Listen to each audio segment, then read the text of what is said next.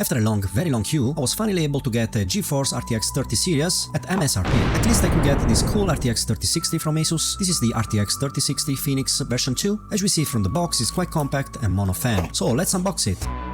The card has this cool shape with a large single fan and a nice protective backplate for preventing PCB flex and trace damage. At the back we see 3 native display ports, 1.4a and 1 native HDMI 2.1 port. Continuing with the unbox, we see one collection card, a speed setup manual in multiple languages, and a warranty card. I love this sound. And that's it for this quick unboxing, guys. Make sure to subscribe and check my channel for the full review of this card, and see you in the next one.